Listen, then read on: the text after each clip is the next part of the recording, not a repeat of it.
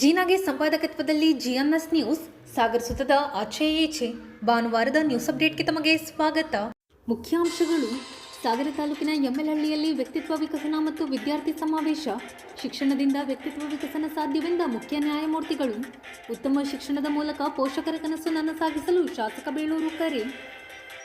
ಸಾಗರದ ಶೃಂಗೇರಿ ಶಂಕರ ಮಠದಲ್ಲಿ ಯೋಗ ದಿನಾಚರಣೆ ಮತ್ತು ಯೋಗ ಶಿಕ್ಷಕರಿಗೆ ಸನ್ಮಾನ. ಯೋಗಾಭ್ಯಾಸದ ಮಹತ್ವ ಕುರಿತು ಎಂಎನ್ಎಚ್ ಡಾಕ್ಟರ್ ಶಿಕಾರಿಪುರ ಕೃಷ್ಣಮೂರ್ತಿ ಅಶ್ವಿನಿ ಕುಮಾರ್ ಮಾತು. ಪ್ರಾಥಮಿಕ ಶಾಲಾ ಶಿಕ್ಷಕರ ಸಂಘದಿಂದ ನಿವೃತ್ತ ಶಿಕ್ಷಕರಿಗೆ ಸನ್ಮಾನ, ಸಾಧಕ ಶಿಕ್ಷಕರಿಗೆ ಅಭಿನಂದನೆ. ಶಿಕ್ಷಕರ ಸೇವಾ ಸಾರ್ಥಕತೆ ಮತ್ತು ಬಹುಮುಖ ಪ್ರತಿಭೆ ಕುರಿತು ಪರಶುರಾಮಪ್ಪ ಮಾಲ್ತೇಸ್ ಸಂತಸ. ಈಗ ಸುದ್ದಿಯ ವಿವರ. ವ್ಯಕ್ತಿತ್ವ ವಿಕಸನದ ಮೂಲಕ ಸಾಮಾಜಿಕ ಸ್ಥಾನಮಾನ ಪಡೆಯಲು ಸಾಧ್ಯ ಎಂದು ಬೆಂಗಳೂರು ಉಚ್ಚ ನ್ಯಾಯಾಲಯದ ನ್ಯಾಯಾಧೀಶರಾದ ಎಚ್.ಪಿ. ಸಂದೇಶ್ ತಿಳಿಸಿದರು. ಸಾಗರ ತಾಲೂಕಿನ ಎಮ್ಮೆಲಹಳ್ಳಿಯಲ್ಲಿ ಭಾನುವಾರ ರಾಮಕೃಷ್ಣ ವಿದ್ಯಾಲಯ, ರಾಮಕೃಷ್ಣ ಸಮೂಹ ಶಿಕ್ಷಣ ಸಂಸ್ಥೆ ಮತ್ತು ಚಿಕ್ಕಮಗಳೂರು ಯುವ ಸ್ಫೂರ್ತಿ ಅಕಾಡೆಮಿ ವತಿಯಿಂದ ಹಮ್ಮಿಕೊಂಡಿದ್ದ ವ್ಯಕ್ತಿತ್ವ ವಿಕಸನ ಮತ್ತು ವಿದ್ಯಾರ್ಥಿ ಜಾಗೃತಿ ಸಮಾವೇಶ ಉದ್ಘಾಟಿಸಿ ಅವರು ಮಾತನಾಡುತ್ತಿದ್ದರು. ಸಾಧಕರಿಗೆ ಸನ್ಮಾನಿಸಿ ಶಾಸಕ ಗೋಪಾಲಕೃಷ್ಣ ಬೇಳೂರು ಹಾಗೂ ಕಾರ್ಯಕ್ರಮದ ಅಧ್ಯಕ್ಷತೆ ವಹಿಸಿ ದೇವರಾಜ್ ಮಾತನಾಡಿದರು. ವೇದಿಕೆಯಲ್ಲಿ ಶ್ರೀ ಸಿದ್ದಪ್ಪಾಜಿ, ಚಂದ್ರಶೇಖರ್ ನಾಯ್ಕ್, ಮೋಹನ್ ಕುಮಾರ್, ರಾಮಸ್ವಾಮಿ, ರವಿ, ಸುಂದರೇಶ್, ಡಾಕ್ಟರ್ ಅನ್ನಪೂರ್ಣ, ಸರಿತಾ ದೇವರಾಜ್, ಮನ್ಸೂರ್, ಶರೀಫ್ ಇನ್ನಿತರರು ಹಾಜರಿದ್ದರು. ನೋಡಿ, ವ್ಯಕ್ತಿತ್ವ ವಿಕಸನ ಅಂದ್ರೆ ಪರ್ಸನಾಲಿಟಿ ಡೆವಲಪ್ಮೆಂಟ್. ಬಹುಮುಖ್ಯವಾಗಿ ಸಮಾಜ ಸ್ವಾಸ್ಥ್ಯದಿಂದ ಇರಬೇಕು ಅಂತಂದ್ರೆ ಎರಡು ಬಹುಮುಖ್ಯವಾದ ಅಂಶಗಳು ಏನಂತಂದ್ರೆ, ಒಂದು ಶಿಕ್ಷಣ, ಇನ್ನೊಂದು ಆರೋಗ್ಯ. ಶಿಕ್ಷಣ ಮತ್ತೆ ಆರೋಗ್ಯ ಇವು ಎರಡೂ ದೇಶದಲ್ಲಿ ಚೆನ್ನಾಗಿದ್ದಂತ ಸಂದರ್ಭದಲ್ಲಿ ದೇಶ ಸದೃಢವಾಗಿರುತ್ತೆ ಅಂತ. ನೋಡಿ, ಅದು ವ್ಯಕ್ತಿತ್ವ ವಿಕಸನ ಅಂತ ನಾವು ಇವತ್ತು ಟೈಟಲ್ ಕೊಟ್ಟಿದ್ದೇವೆ. ಅದು ಎಲ್ಲಿಂದ ಬರ್ತದೆ? ವ್ಯಕ್ತಿತ್ವ ವಿಕಸನ ಅಂತಕ್ಕಂಥದ್ದು ಎಲ್ಲೂ ಬರಲ್ಲ. ಅದು ಶಿಕ್ಷಣದಿಂದ ವ್ಯಕ್ತಿತ್ವ ವಿಕಸನ ಆಗ್ತಕ್ಕಂಥದ್ದು. ಅಂದ್ರೆ ಶಿಕ್ಷಣದಿಂದ ಯಾವುದೇ ಒಬ್ಬ ವ್ಯಕ್ತಿ ಶಿಕ್ಷಣ ಪಡೆದುಕೊಂಡಾಗ ಎಂತಹ ಒಂದು ಕ್ಲಿಷ್ಟ ಪರಿಸ್ಥಿತಿ ಬಂದರೂ ಕೂಡ ಬಹಳ ಧೈರ್ಯದಿಂದ ಎದುರಿಸತಕ್ಕಂಥ ಒಂದು ಶಕ್ತಿಯನ್ನ ತುಂಬತಕ್ಕಂಥದ್ದು ಈ ಶಿಕ್ಷಣ. ಹಾಗಾಗಿ ಶಿಕ್ಷಣದಲ್ಲಿ ವಂಚಿತರಾದವರಿಗೆ ಶಿಕ್ಷಣ ಸಿಗದೆ ಇದ್ರೂ ಕೂಡ ಬಹಳಷ್ಟು ಜನಗಳನ್ನು ನಾವು ನೋಡಿದ್ದೇವೆ. ಆದ್ರೆ ಹೆಚ್ಚಿನ ಶಿಕ್ಷಣ ಪಡೆದಂತ ಸಂದರ್ಭದಲ್ಲಿ ಎಂತ ಒಂದು ಕ್ಲಿಷ್ಟ ಪರಿಸ್ಥಿತಿಯನ್ನು ಎದುರಿಸತಕ್ಕಂಥ ಒಂದು ಶಕ್ತಿಯನ್ನು ಕೊಡ್ತಕ್ಕಂಥದ್ದು ಶಿಕ್ಷಣ. ಹಾಗಾಗಿ ಶಿಕ್ಷಣದಿಂದ ವ್ಯಕ್ತಿಯ ವಿಕಸನ ಆಗ್ತಕ್ಕಂಥದ್ದು. ಈ ಶಿಕ್ಷಣದ ವಿಕಸನದ ಜೊತೆಗೆ ನಾವೆಲ್ಲ ಇವತ್ತು ನೋಡಿ, ನಮ್ಮ ಮುಂದೆ ಇರ್ತಕ್ಕಂಥವ್ರು ಯಾರು? ನಾನೀಗಾಗಲೇ ಹೇಳಿದೆ, ನೀವೆಲ್ಲ ಈ ದೇಶದ ಭವಿಷ್ಯ ಅಂತ ಹೇಳಿ. ನಮ್ಮ ದೇಶವನ್ನ ನೀವು ಸದೃಢ ದೇಶವನ್ನಾಗಿ ಮಾಡಬೇಕಾದ್ರೆ ನಾವು ಯುವ ಜನತೆಯನ್ನ ಸರಿದಾರಿಯಲ್ಲಿ ಕರೆದುಕೊಂಡು ಹೋದಾಗ ಮಾತ್ರ, ನಮ್ಮಗಳ ಜವಾಬ್ದಾರಿಯನ್ನು ನಿಭಾಯಿಸಿದಾಗ ಮಾತ್ರ ಒಂದು ಒಳ್ಳೆಯ ಸದೃಢ ನಾಗರಿಕ ಸಮಾಜವನ್ನು ಕಟ್ಟಲಿಕ್ಕೆ ಸಾಧ್ಯ ಆಗ್ತದೆ. ಅದಕ್ಕೆ ಸ್ವಾಮಿ ವಿವೇಕಾನಂದರು ಹೇಳ್ತಾರೆ ನೋಡಿ, ಎಷ್ಟು ಚೆನ್ನಾಗಿ ಹೇಳ್ತಾರೆ ಅಂತಂದ್ರೆ, ಮೊದಲು ಪ್ರತಿ ಒಬ್ಬ ವಿದ್ಯಾರ್ಥಿ ದೇಶದ ಇತಿಹಾಸ ಮತ್ತೆ ಸಂಸ್ಕೃತಿ ಎರಡನ್ನ ತಿಳಿದುಕೊಂಡಿರ್ಬೇಕಂತ. ಒಂದು ಇತಿಹಾಸ, ಎರಡನೇದು ದೇಶದ ಸಂಸ್ಕೃತಿ. ನಾವು ಇತಿಹಾಸದ ವಿಚಾರಕ್ಕೆ ಬಂದಾಗ ನೋಡಿ ಮಕ್ಕಳೇ, ಇದು ಬಹಳ ಮುಖ್ಯ ನಿಮ್ಮಲ್ಲಿ ಇರಬೇಕು. ಯಾಕೆಂದ್ರೆ ನಾವು ಈಗ ದೇಶದಲ್ಲಿ ದೇಶಭಕ್ತರ ಸಂಖ್ಯೆಯನ್ನು ಕಡಿಮೆ ಸಂಖ್ಯೆಯಲ್ಲಿ ನೋಡ್ತಾ ಇದ್ದೇವೆ. ಅಂದ್ರೆ ನೀವು ಹಿಂದಕ್ಕೆ ಹೋಗಿ, ಸ್ವಾತಂತ್ರ್ಯ ಪೂರ್ವಕ್ಕೆ ಹೋಗಿ, ನಾವು ಸ್ವಾತಂತ್ರ್ಯ ಪೂರ್ವಕ್ಕೆ ಹೋಗ್ಬೇಕು. ಯಾಕೆಂದ್ರೆ ಇತಿಹಾಸವನ್ನು ತಿಳ್ಕೊಳ್ಬೇಕು. ನಾವು ಬ್ರಿಟಿಷರ ಆಡಳಿತದಲ್ಲಿ ಇದ್ದಾಗ ಅವರಿಗೆ ನಾವು ಗುಲಾಮರಾಗಿದ್ದೀವಿ. ಆ ಗುಲಾಮಿತನದಿಂದ ಹೊರಗೆ ತರಬೇಕಾದ್ರೆ ನಮ್ಮ ಪೂರ್ವಿಕರು, ಆನ್ಸೆಸ್ಟರ್ಸ್, ಅವರ ತ್ಯಾಗ ಬಲಿದಾನಗಳ ಮೂಲಕ ನಮಗೆ ಸ್ವಾತಂತ್ರ್ಯವನ್ನು ತಂದುಕೊಟ್ರು. ಅಂದಿನ ದಿನದಲ್ಲಿ ಗಾಂಧೀಜಿಯವರು ಸುಮಾರು 6-7 ದಶಕಗಳ ಕಾಲ 1885ರಿಂದ ಚಳುವಳಿಯನ್ನ ಮಾಡುವುದರ ಮೂಲಕ ಎಲ್ಲ ವರ್ಗದ ಜನರನ್ನು ಒಂದುಗೂಡಿಸಿ, ದೇಶದ ನಾಗರಿಕರನ್ನ ಒಟ್ಟುಗೂಡಿಸಿ ಸತ್ಯ ಮತ್ತೆ ಅಹಿಂಸೆಯ ಮೂಲಕ ನಮಗೆ ದೇಶಕ್ಕೆ ಸ್ವಾತಂತ್ರ್ಯವನ್ನು ತಂದುಕೊಟ್ರು. ಅಂದ್ರೆ ಇದು ಬಹಳಷ್ಟು ಮಂದಿಯ ತ್ಯಾಗ ಬಲಿದಾನಗಳ ಮೂಲಕ ಈ ದೇಶಕ್ಕೆ ತಂದಿರತಕ್ಕಂಥ ಸ್ವಾತಂತ್ರ್ಯ. ನಾವು ಇವಾಗ ಮೊನ್ನೆ ಕೂಡ ಈ ದೇಶದ ಸ್ವಾತಂತ್ರ್ಯವನ್ನು ಅಮೃತ ಮಹೋತ್ಸವವನ್ನು ಕೂಡ ಆಚರಣೆಯನ್ನ ಮಾಡಿಕೊಂಡ್ವಿ. ಆದ್ರೆ ನೋಡಿ, ಮೊದಲಿಗೆ ಏನಾಗಿತ್ತು ಅಂತಂದ್ರೆ, ಸ್ವಾತಂತ್ರ್ಯ ಪಡೆದುಕೊಂಡಂತ ಸಂದರ್ಭದಲ್ಲಿ ನಾವು ಸಂವಿಧಾನವನ್ನು ರಚನೆಯನ್ನು ಮಾಡ್ಕೊಂಡ್ವಿ. ನಮ್ಮದೇ ಆದ ಒಂದು ಸಂವಿಧಾನ ರಚನೆಯನ್ನ 2 ವರ್ಷ 11 ತಿಂಗಳು 18 ದಿನಗಳ ಒಂದು ಕೆಲಸವನ್ನ ಮಾಡುವುದರ ಮೂಲಕ ಈ ದೇಶಕ್ಕೆ ಒಂದು ಸಂವಿಧಾನವನ್ನು ಅಳವಡಿಸಿಕೊಂಡ್ವಿ. ಆ ಸಂವಿಧಾನವನ್ನು ಅಳವಡಿಸಿಕೊಂಡಾಗ ಸಂವಿಧಾನ ರಚನಾಕಾರರ ತಲೆಯಲ್ಲಿ ಏನಿತ್ತು ಅಂತಂದ್ರೆ, ಬರೀ ಫಂಡಮೆಂಟಲ್ ರೈಟ್ಸ್ ಬಗ್ಗೆ ಅವರು ಹೆಚ್ಚಿನದಾಗಿ ಗಮನ ಹರಿಸಿದ್ರು. ಆದ್ರೆ ಫಂಡಮೆಂಟಲ್ ಡ್ಯೂಟೀಸ್ ಬಗ್ಗೆ ಗಮನ ಹರಿಸಿರ್ಲಿಲ್ಲ. ಯಾಕೆಂದ್ರೆ ನಾವೆಲ್ಲ ಈ ಸ್ವಾತಂತ್ರ್ಯವನ್ನು ಪಡೆದುಕೊಂಡಿದ್ದೇವೆ. ಪ್ರತಿಯೊಬ್ಬ ವ್ಯಕ್ತಿಯಲ್ಲೂ ಕೂಡ ಆ ನೋವಿನಿಂದ ನಾವು ಪಡೆದುಕೊಂಡಂತ ಸ್ವಾತಂತ್ರ್ಯ ಏನಿದೆಯೋ ಅದು ಯಾವಾಗಲೂ ಇರ್ತದೆ. ಆದ್ರಿಂದ ಫಂಡಮೆಂಟಲ್ ಡ್ಯೂಟೀಸ್ ನ ಕಾನ್ಸ್ಟಿಟ್ಯೂಷನ್ ಬರಬೇಕು ಅನ್ನೋದು ಯೋಚನೆಯನ್ನು ಅವರು ಮಾಡಿರಲಿಲ್ಲ. ಆದ್ರೆ ನಾವೇನ್ ಮಾಡಿದ್ವಿ, ಸ್ವಾತಂತ್ರ್ಯ ಬಂದ ಮೇಲೆ ಅವತ್ತಿನ ಬಲಿದಾನಗಳನ್ನು ಎಲ್ಲವನ್ನು ಮರೆತು ನಮ್ಮ ಡ್ಯೂಟೀಸ್ಗಳೇನಿತ್ತು, ಫಂಡಮೆಂಟಲ್ ಡ್ಯೂಟೀಸ್ಗಳು, ಅದನ್ನೆಲ್ಲ ಮರೆತ್ವಿ. ಆದ್ರೆ ನಂತರದಲ್ಲಿ 42ನೇ ತಿದ್ದುಪಡಿಯನ್ನು ತರುವುದರ ಮೂಲಕ 1972ರಲ್ಲಿ ಫಂಡಮೆಂಟಲ್ ಡ್ಯೂಟೀಸ್ಗಳನ್ನ ನಾವು ಸೇರಿಸಿಕೊಂಡ್ವಿ ಸಂವಿಧಾನದಲ್ಲಿ. ಯಾಕೆ ನಾನು ಇವನ್ನೆಲ್ಲ ಪ್ರಸ್ತಾಪ ಮಾಡ್ತಾ ಇದ್ದೇನೆ ಅಂದ್ರೆ ಮಕ್ಕಳೇ, ಇವತ್ತಿನ ದಿನಗಳಲ್ಲಿ ನಾವು ನಿಮಗೆ ಇತಿಹಾಸವನ್ನು ಹೇಳಿಲ್ಲ ಅಂತಂದ್ರೆ ಮುಂದಿನ ದಿನಗಳಲ್ಲಿ ಈ ದೇಶಕ್ಕೆ ಬಹಳಷ್ಟು ಈಗಾಗಿ ಸ್ಥಿತಿಯಂತರಗಳು ಆಗ್ತಾ ಇದೆ. ಹಾಗಾಗಿ ಈ ಸಂದರ್ಭದಲ್ಲಿ ಏನ್ ಹೇಳಲಿಕ್ಕೆ ಇಚ್ಛೆ ಪಡ್ತೇನೆ ಅಂತಂದ್ರೆ, ಮೊದಲಿಗೆ ನೀವು ಇತಿಹಾಸವನ್ನು ತಿಳಿದುಕೊಳ್ಳುವುದರ ಮೂಲಕ ರಾಷ್ಟ್ರಾಭಿಮಾನವನ್ನು ನೀವು ಬೆಳೆಸಿಕೊಳ್ಬೇಕು. ನೀವು ಯಾವಾಗ ರಾಷ್ಟ್ರಾಭಿಮಾನವನ್ನು ಬೆಳೆಸಿಕೊಳ್ಳುವುದಿಲ್ಲವೋ ಆವಾಗ ನೀವು ಈ ದೇಶದ ಒಳ್ಳೆಯ ಸದೃಢ ನಾಗರಿಕ ಪ್ರಜೆ ಆಗಲಿಕ್ಕೆ ಸಾಧ್ಯ ಆಗೋದಿಲ್ಲ. ಅದಕ್ಕೋಸ್ಕರ ನಾನು ನಿಮಗೆ ಮೊದಲಿಗೆ ಇತಿಹಾಸವನ್ನ ನೆನಪಿಸ್ತಾ ಇದ್ದೇನೆ. ಅದು ಸ್ವಾಮಿ ವಿವೇಕಾನಂದರು ಹೇಳಿದಂತ ಒಂದು ವಿವೇಕವಾಣಿ. ಅದು ಫಸ್ಟ್ ಪ್ರತಿಯೊಬ್ಬ ವ್ಯಕ್ತಿ ಕೂಡ ದೇಶದ ಇತಿಹಾಸವನ್ನು ತಿಳಿದುಕೊಳ್ಬೇಕು ಅನ್ನೋ ಮಾತನ್ನು ಅವರು ಹೇಳಿದರು. ಎರಡನೇದಾಗಿ ದೇಶದ ಸಂಸ್ಕೃತಿ. ನೋಡಿ, ಸಂಸ್ಕೃತಿ ನಾವು ಈ ದೇಶದಲ್ಲಿ ನೀವು ನೋಡ್ತಾ ಇದ್ದೇವೆ. ನಾವು ಯಾರು ಒಂದು ಜಾತಿ ಧರ್ಮಗಳಿಗೆ ಸೇರಿದವರಲ್ಲ. ಹಲವಾರು ಜಾತಿ ಧರ್ಮಗಳ ನಮ್ಮಲ್ಲಿ ಇರ್ತಕ್ಕಂಥದ್ದು ದೇಶದಲ್ಲಿ. ಜಾತ್ಯತೀತ ರಾಷ್ಟ್ರವನ್ನು ನಾವು ಹೊಂದಿರ್ತಕ್ಕಂಥದ್ದು. ಅದಕ್ಕೆ ನೋಡಿ, ನಾನು ಈ ಸಂದರ್ಭದಲ್ಲಿ ಹೇಳಲಿಕ್ಕೆ ಇಚ್ಛೆ ಪಡ್ತೇನೆ. ನಾನು ಅದಕ್ಕೆ ಹೇಳಿದರೆ, ಶ್ರೀ ರಾಮಕೃಷ್ಣ ಪರಮಹಂಸರನ್ನು ನೆನೆಸ್ಕೊಂಡೆ. ಅವರ ತತ್ವಾದರ್ಶ ಏನು ಅಂತಂದ್ರೆ ಸಮನ್ವಯತೆ. ಅಂದ್ರೆ ಪ್ರತಿಯೊಂದು ಧರ್ಮಗಳನ್ನ, ಯಾವುದೇ ಧರ್ಮಗಳಲ್ಲಿ ಯಾವತ್ತೂ ಒಬ್ಬ ಮನುಕುಲದ ಉದ್ಧಾರಕ್ಕಾಗಿ ಮಾಡ್ತಕ್ಕಂಥ ಕೆಲಸ ಏನಿದೆಯೋ ಅದು ಆಯಾಯ ಧರ್ಮಗಳಲ್ಲಿ ಇರ್ತಕ್ಕಂಥ ಒಂದು ನಂಬಿಕೆ. ಆ ನಂಬಿಕೆ ಇರ್ತಕ್ಕಂಥದ್ದು ಯಾವ ಧರ್ಮವನ್ನು ತೆಗೆದುವುದಿಲ್ಲ. ಹಾಗಾಗಿ ಅವರು ಸಮನ್ವಯಕ್ಕಾಗಿ ತತ್ವಾದರ್ಶಗಳನ್ನು ಇಟ್ಕೊಂಡು ಸನ್ಮಾನ್ಯ ಜಡ್ಜ್ ಸಾಹೇಬರು ಇಷ್ಟು ಆಳವಾಗಿ ಇವತ್ತು ವಿದ್ಯಾರ್ಥಿಗಳಿಗೆ ಒಂದು ಸ್ಫೂರ್ತಿದಾಯಕವಾದಂತಹ ಮಾತುಗಳನ್ನ ಬಹಳ ಸ್ಪಷ್ಟವಾಗಿ ಮಾತಾಡಿದ್ದಾರೆ. ನಿಜವಾಗ್ಲೂ ಕಲಿಯುವಂಥದ್ದಿದೆ ಅವರಿಗೆ. ಅವರ ಜೀವನದ ಆಧಾರವಾಗಿ ಇಟ್ಕೊಂಡು ವಿದ್ಯಾರ್ಥಿಗಳಿಗೆ ಯಾವ ರೀತಿಯ ಒಂದು ಸ್ಫೂರ್ತಿದಾಯಕ ಮಾತನಾಡಿದರು. ಅವರೇನು ಹಾಗೆ ಇದ್ರು, ನಮ್ಮ ಕಾಲದಲ್ಲೂ ಹಾಗೆ ಇದ್ರು. ನಾವು ಸಹ ಅವತ್ತಿನ ಕನ್ನಡ ಶಾಲೆಯಲ್ಲಿ ಓದ್ಬೇಕಾದ್ರೆ ಬೆಂಚ್ ಇರಲಿಲ್ಲ, ನಲ್ಲಲ್ಲೇ ಕೂತಿದ್ದೀವಿ. ಸರಿಯಾಗಿ ಕುತ್ಕೊಳ್ಳೋಕ್ಕೆಲ್ಲ ಒಳ್ಳೆ ಹೋಗ್ಬಿಡ್ತಿತ್ತು. ಅಂತ ಕಾಲದಲ್ಲಿ ಅವತ್ತಿನ ಶಿಕ್ಷಣವೇ ಬೇರೆ, ಇವತ್ತಿನ ಶಿಕ್ಷಣವೇ. ಇವತ್ತಿನ ಕಂಪ್ಯೂಟರ್ ಯುಗದಲ್ಲಿ 21ನೇ ಶತಮಾನದಲ್ಲಿ ಮಾದರಿಯ ಇವತ್ತು ಶಿಕ್ಷಣವನ್ನು ನೀಡ್ತಾರೆ. ನೀವೆಲ್ಲರೂ ಪುಣ್ಯವಂತರು. ಇವತ್ತು ಆ ಕಾಲದಲ್ಲಿ ಹೇಳಿದ್ರು ಸಾಹಿತ್ಯ, ನಾವು ಓದ್ಬೇಕಾದ್ರೆ ಎಷ್ಟು ಕಷ್ಟ ಇತ್ತು.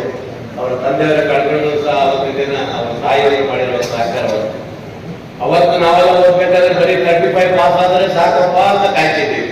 ಆದ್ರೆ ಇವತ್ತಿನ ತಂದೆ ತಾಯಿಗಳು ಹಾಗಿಲ್ಲ. ಮಗ 97, 98 ಇದ್ರ ಮೇಲೆ ಬರಬೇಕು ಅಂತ ಆಸೆ. ಅವ ಕನ್ನಡಕ್ಕೆ ಹಾಕೋರು ಗೊತ್ತಿದ್ದಾರೆ. ಹೌದಲ್ಲ?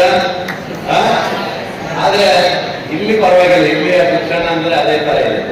ಇಲ್ಲಿ ನಿಮಗೆ ಶಿಕ್ಷಣ ಜೊತೆಗೆ ಯೋಗ ಇರ್ಬೋದು, ಕ್ರೀಡಾ ಸ್ಫೂರ್ತಿ ಕೊಡ್ಬೋದು, ಇನ್ನೊಂದು ಎಲ್ಲ ಕೊಡ್ಬೋದು. ಆದ್ರೆ ನಾವು ಬೇರೆ ಶಾಲೆಗಳಲ್ಲಿ ನೋಡಿದಾಗ ಮಕ್ಕಳು ಬೆಳಗ್ಗೆಯಿಂದ ಶಾಲೆಗಿರ್ತಾರೆ. ಆ ನಂತರ ನೋಡಿದ್ರೆ ಮತ್ತೆ ಮನೆಗೆ ಹೋಗುದು ಅಂತ ಅಪ್ಪ ಅಮ್ಮ ಒತ್ತಾಯ ಮಾಡ್ತಾನೆ ಇರ್ತಾರೆ. ಅದು ಬಹಳ ಶಿಕ್ಷೆ ಅದು ಮಕ್ಕಳಿಗೆ. ಶಾಲೆಗೆ ಬಂದ ಮೇಲೆ ಮಕ್ಕಳಿಗೆ ತಂದೆ ತಾಯಿಗಳು 1 ಗಂಟೆ ಆಡಾಡಬೇಕು.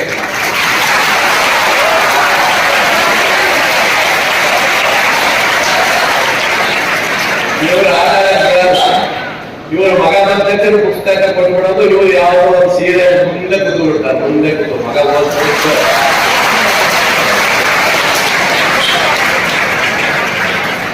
ಅದೆಲ್ಲ ಅರ್ಥ ಮಾಡ್ಕೊಳ್ಳಿ ಅಂತ ಅರ್ಥ ಆಯ್ತು.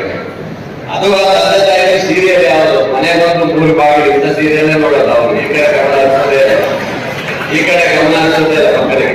ಆದ್ರೆ ಮಗ ಮಾತ್ರ ಟಾಪ್ ಬರ್ಬೇಕು. ಪಕ್ಕದ ಮನೆ 95 ಅಂದ್ರೆ ಮುಂದೆ ಯಾಕೆ 95 ತಗೋಬೇಕು, 96 ತಗೋಬೇಕು ಅನ್ನೋದು ಇರ್ತಾರೆ. ಅವರಿಗೆ ಏನಪ್ಪ, ಅವರಿಗೆ ಪೀಜಾ ಕೊಡ್ಸೋದೇನು, ಬರ್ಗರ್ ಕೊಡ್ಸೋದೇನು, ಪಾನಿಪುರಿ ಕೊಡ್ಸೋದೇನು, ಬೆಲ್ಪುರಿ ಏನ್ ಬೇಕಾದ್ರೂ ತಗೋ, ಆದ್ರೆ ನೀವು 96 ಬರ್ಬೇಕಂತೆ. ಆದ್ರೆ ಮಕ್ಕಳೇ, ಇವತ್ತಿನ ಯುವ ಜನತೆ ಭಾರತೀಯ ಮುಂದಿನ ಯುವ ನಾಯಕರಿದ್ದಾರೆ. ಈ ದೇಶದಲ್ಲಿ ನಿಮ್ಮೆಲ್ಲರ ಪ್ರಭಾವ ಬರಬೇಕಾಗ್ತದೆ. ಆ ಕಾಲದ ವಿದ್ಯೆಯನ್ನು ಬಿಟ್ಟು ಈ ಕಾಲದ ವಿದ್ಯಾಸಂಸ್ಥೆಗಳು ಯಾವ ರೀತಿ ಇವತ್ತು ಹೇಳಿದೆ, ಸರ್ಕಾರದಲ್ಲಿ ಇರುವಂತಹ ವಿದ್ಯಾಸಂಸ್ಥೆ ಹೇಗಿದೆ, ಪ್ರೈವೇಟ್ ಆಗಿರುವಂತಹ ವಿದ್ಯಾಸಂಸ್ಥೆ ಆಗಿದೆ. ಆದ್ರೆ ಸರ್ಕಾರದಲ್ಲಿ ಇವತ್ತು ಆ ಕಾಲದಿಂದ ಇವತ್ತು ನಡೆದು ಬರುವಂತಹ ವಿದ್ಯೆಯನ್ನ ಇವತ್ತು ಏನು ಸರ್ಕಾರಿ ಶಾಲೆಗಳನ್ನ ನಾವು ಉಳಿಸ್ಕೊಂಡು ಹೋಗೋದೇ ಅಷ್ಟೊಂದು ಕಷ್ಟ ಇರುವಂತದ್ದು. ಆದ್ರೂ ಸಹ ಒಂದಿಷ್ಟು ಶಿಕ್ಷಕರ ಕೊರತೆ ಹೇಳಿದ್ರು, ಸಾಹಿತ್ಯ ಶಿಕ್ಷಕರ ಕೊರತೆ ಇದೆ. ನಮಗೆ ಇನ್ನೂ 40,000 ಶಿಕ್ಷಕರ ಕೊರತೆ ಇದೆ ನಮ್ಮ ಸರ್ಕಾರಿ ಶಾಲೆ. ಹಾಗಾಗಿ ಅನುದಾನಿತ ಶಾಲೆ ಏನಾದರೂ ನಿಮಗೆ ಆದ್ರೆ, ನಿಮ್ಮ ಪ್ರೈವೇಟ್ ಶಾಲೆ ಕೇಳಿದ್ರೆ ಅನುದಾನಿತ ಶಿಕ್ಷಣ ನಿಮಗೆ ಶಾಲೆ ಸಿಕ್ಕಿದ್ರೆ ಅದರಲ್ಲಿ ನಿಮಗೆ ನಾವು ಇವತ್ತು ಸರ್ಕಾರ ಕೃಷಿ ಉಳಿದಿದೆ ಹೇಳಿದ್ರು ಅದರ ಎಲ್ಲ ಸೌಲಭ್ಯಗಳನ್ನು ಸಾಧಿಸಲಿಕ್ಕೆ ಅವಕಾಶ ಇದೆ. ಅನುದಾನದ ಇಲ್ಲ ಅಂತ ಹೇಳಿದ್ರೆ ನಮ್ಮ ದೇವರಾಜ್ ಅವರೇ ಹಾಕೊಳ್ಬೇಕಾಗತ್ತೆ. ಅದಕ್ಕೆ ಹೊರೆ ನಿಮ್ಮ ಪೋಷಕರೇ ಇರ್ತಾರೆ. ಹಾಗಾಗಿ ಮಕ್ಕಳೇ ಜಾಸ್ತಿ ಮಾತಾಡ್ತಾರೆ. ನಿಮ್ಮ ತಂದೆ ತಾಯಿಗಳ ಕನಸು ಏನಿತ್ತು ಅಂತ ಹೇಳಿದ್ರೆ, ನನ್ನ ಮಗ ಒಳ್ಳೆ ವಿದ್ಯಾರ್ಥಿ ಆಗ್ಬೇಕು, ಮುಂದಿನ ಅವನ ಗುರಿ ಏನಾಗಿರ್ಬೇಕು ಅಂತ ಹೇಳಿದ್ರೆ, ನಾನೊಬ್ಬ ಡಾಕ್ಟರ್ ಆಗ್ಬೇಕು, ಇಂಜಿನಿಯರ್ ಆಗ್ಬೇಕು, IAS ಆಗ್ಬೇಕು, ನನ್ನಲ್ಲಿ ML ಆಗಬೇಕು, ಜಡ್ಜ್ ಆಗ್ಬೇಕಂತ ಕನಸು ಕಾಣುವಂತದ್ದಾಗಬೇಕು ತಂದೆ ತಾಯಿ ಇದೆ. ಅವರ ಕನಸನ್ನ ಈಡೇರಿಸುವಂತ ಮಕ್ಕಳು ಆಗ್ಬೇಕಂದ್ರೆ ಅವರ ಆಸೆ ಆಗ್ಬೇಕಂದ್ರೆ ನಮ್ಮ ಉದ್ದೇಶ. ಯಾಕಂದ್ರೆ ತಂದೆ ತಾಯಿಗಳು ಪಾಪ ಎಲ್ಲಿಂದ ದುಡ್ಡು ತರ್ತವ್ರು ಏನೋ ಮಾಡಿ ನಮ್ಮ ಮಕ್ಕಳನ್ನ ಮಾತಾಡಿ ಆ ಹಠವನ್ನ ಹಿಡಿದು ಓದಿಸೋದ್ರಲ್ಲಿ ನೀವು ನಿಮ್ಮ ಪಾತ್ರ ಬಹಳ ಪ್ರಮುಖವಾದದ್ದು. ನೀವು ಆ ತಂದೆ ತಾಯಿಗಳಿಗೆ ಏನು ಕಷ್ಟ ಬೇಕು ಓದ್ಲಿಕ್ಕೆ ಇವತ್ತು ಶ್ರಮ ಹಾಕಿರ್ತಾರೆ, ಅದಕ್ಕೆ ನೀವು ಆ ಕಷ್ಟವನ್ನು ನೆನೆದು ಮುಂದಿನ ಗುರಿಯನ್ನು ಸಾಧಿಸಬೇಕು. ಹೇಳೋಲ್ಲ ಆ ಗುರಿ ಹೇಗಿರ್ಬೇಕಂತ ಹೇಳಿದ್ರೆ, ಸ್ವಾಮಿ ವಿವೇಕಾನಂದರು ಮತ್ತು ಪರಮಹಂಸರ ಬಗ್ಗೆ ಹೇಳಿದ್ರು. ವಿವೇಕಾನಂದರು ಏನ್ ಹೇಳಿದ್ರು, ಎದ್ದೇಳಿ ಗುರು ಹುಟ್ಟುವ ತನಕ ನಿಮ್ಮ ಜೀವನದಲ್ಲಿ ಮುಂದೆ ಬರಲಿ ಅಂತ ಹೇಳಿದ್ರು. ಅದೇನೇ ಸಾಧಿಸಬೇಕಾದ್ರೆ ಅಷ್ಟು ಬಿಟ್ಟರೆ ಬೇರೆ ಹೇಳಲಿಕ್ಕೆ ಸಾಧ್ಯ ಇಲ್ಲ.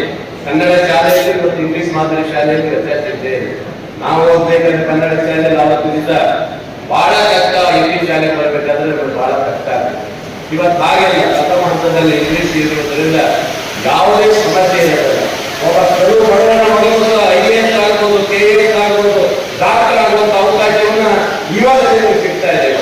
ಇವಾಗ ನಮ್ಮೂರಲ್ಲಿ ಒಬ್ಬ ಕಡು ಬಡವನ ಮಗ ಇವತ್ತು IAS ಆಗಿದೆ. ಹಾಗೆ ನಿಮಗೆ ಎಲ್ಲಾ ರೀತಿಯ ಹುದ್ದೆಗಳನ್ನು ಅಲಂಕರಿಸುವಂತ ಅವಕಾಶ ಇವಾಗ ನಿಮಗೆ ಸಿಕ್ಕಿದೆ, ನಮಗೆ ಆವಾಗ ಸಿಕ್ಕಿಲ್ಲ. ಅವಾಗ ಯಾವಾಗಲೂ ಶ್ರೀಮಂತರ ಮಗ ಇದ್ರಾಗ ಅವನ ಮಗ ದುಡ್ಡು ಕೊಟ್ಟು ಹೊತ್ತು ಏನಾದರೂ ಉದ್ಯೋಗ ಪಡಿಬೇಕಾದ್ರೆ. ಆದ್ರೆ ಇವತ್ತು ಹಾಗಿಲ್ಲ. ಮೆರಿಟ್ ಅಲ್ಲಿ ನೀವು ಆಯ್ಕೆಯಾದ್ರೆ ಎಲ್ಲಿ ಬೇಕಾದ್ರೂ ಸಾಧನೆ ಮಾಡುವಂತ ಅವಕಾಶವನ್ನ ಈ ರಾಜ್ಯದ ದೇಶದ ಜನರಿಗೆ ವಿದ್ಯಾರ್ಥಿಗಳಿಗೆ ಸಿಕ್ಕಿದೆ. ಅಂತ ಅವಕಾಶಗಳನ್ನ ಕಳ್ಕೊಳ್ಳೋಕೆ ಹೋಗಬೇಡಿ. ಆದ್ರಿಂದ ಚೆನ್ನಾಗಿ ಓದಿ ನಿಮ್ಮ ತಂದೆ ತಾಯಿಗಳಿಗೆ ಒಳ್ಳೆ ಹೆಸರು ತನ್ನಿ, ಈ ಶಾಲೆಗೆ ಒಳ್ಳೆ ಹೆಸರು ತನ್ನಿಲ್ಲ. ಒಬ್ಬರಿಗೆ ಸನ್ಮಾನ ಮಾಡಿ ತುಂಬಾ ಖುಷಿಯಾಗುತ್ತೆ. ಇದೇ ಶಾಲೆಯಲ್ಲಿ ಓದಿರುವಂತ ಒಬ್ಬ ವಿದ್ಯಾರ್ಥಿ ಅವರಿಗೆ ನಾವು ಸನ್ಮಾನ ಮಾಡ್ತೀವಿ ಅಂತ ಹೇಳಿದಾಗ ಎಷ್ಟು ಖುಷಿ ಆಗಲ್ಲ ನಮ್ಗೆ. ಹಾಗೆ ನೀವು ಸಹ ಮುಂದೊಂದು ದಿವಸ ಈ ವೇದಿಕೆಗಳಲ್ಲಿ ತರ ಬಂದು ಕೊಡ್ಬೇಕನ್ನೋದೇ ನಮ್ಮ ಉದ್ದೇಶ ಆಗಿದೆ. ಅದೇ ಸಾಧನೆಯನ್ನು ಮಾಡುವ ಮೂಲಕ ತಂದೆ ತಾಯಿಗಳ ಒಂದು ಆಶೆಯನ್ನು ಈಡೇರಿಸುವಂತ ಯುವಕರಾಗಬೇಕು. ಭಾರತೀಯ ಇವತ್ತು ಯುವ ನಾಯಕರಾಗಿ ಹೊರಹೋಗ್ಬೇಕಾದ ಉದ್ದೇಶವನ್ನು ಬಿಟ್ಟರೆ ಬೇರೆ ರೀತಿ ಸಾಧ್ಯ ಇಲ್ಲ. ಎಲ್ಲವನ್ನ ನಿಮಗೆ ಆಳವಾಗಿ ದಾರಿಯನ್ನು ನಡೆಸ್ತಾ ಇದೆ. ನಿಜವಾಗ್ಲೂ ಹೇಳ್ಬೇಕಂದ್ರೆ ಇಷ್ಟು ಭಗವತ್ಪಾದಂತ ನಿರ್ಣಯ ನಾನು ತಿಳ್ಕೊಂಡಿರ್ಲಿಲ್ಲ. ಆದ್ರೆ ಉದ್ಯೋಗ ತಾಳ್ಮೆ ಇದೆಯಲ್ಲ, ಮೇಲಾಗಿ ಪ್ರಪ್ರಥಮವಾಗಿ ಹೈಕೋರ್ಟ್ ಜಡ್ಜ್ ಅವರ ಒಂದು ಕಾರ್ಯಕ್ರಮವನ್ನು ನಾವೆಲ್ಲ ಹಿಂದೆ ಒಬ್ಬರು ಜಡ್ಜ್ ಹೋಗುವಾಗ ರಾಮಕೃಷ್ಣ ಭಕ್ತರಾಗಿರೋರು ರಾಮಕೃಷ್ಣ ಆಶ್ರಮ ಅಂತ ನೋಡಿದ ತಕ್ಷಣ ಒಂದು ವಿಸಿಟ್ ಹಾಕೊಟ್ಟಿದ್ರು. ಇವತ್ತು ನಾವು ವಿಶೇಷವಾಗಿ ಸಂಘಟನೆ ಮಾಡಿರ್ತಕ್ಕಂಥ ಒಂದು ಕಾರ್ಯಕ್ರಮ ಅಂತಂದ್ರೆ ಇದು ಪ್ರಪ್ರಥಮ ಕಾರ್ಯಕ್ರಮ ವಿಶೇಷ.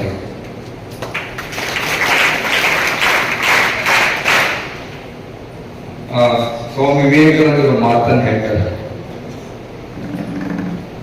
fill the brain with high ideas, highest thoughts, place them day and night.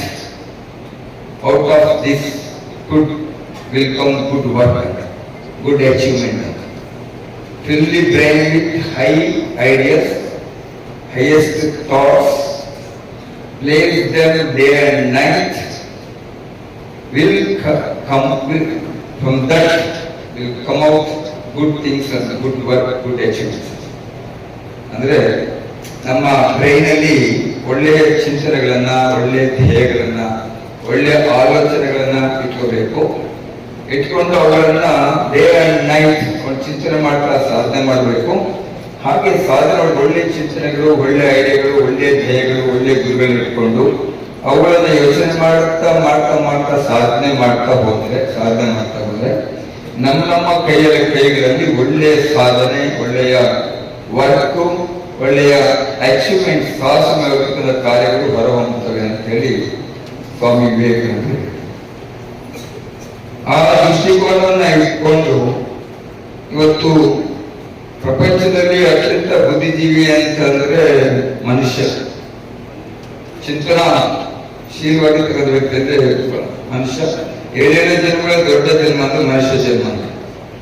ಆದ್ರೆ ಮನುಷ್ಯ ಜನ್ಮಕ್ಕೇನೆ ಶಿಕ್ಷಣ, ಮನುಷ್ಯ ಜನ್ಮಕ್ಕೇನೆ ಟ್ರೈನಿಂಗು, ಮನುಷ್ಯ ಜನ್ಮಕ್ಕೇನೆ ಸಾರ್ವಜನಿಕ ಟ್ರೈನಿಂಗ್ಗಳು, ತರಬೇತಿಗಳು, ಉಪದೇಶಗಳು, ಹೀಗೆ ತರಬೇತಿಗಳು, ಹಲವಾರು ತರಬೇತಿ ಎಲ್ಲವೂ ಕೂಡ ಮನುಷ್ಯನಿಗೆ. ಯಾವ ಪ್ರಾಣಿಗಳಿಗೆ, ಯಾವ ಪಕ್ಷಿಗಳಿಗೆ ನಾವು ಟ್ರೈನಿಂಗ್ ಕೊಡುವುದಿಲ್ಲ.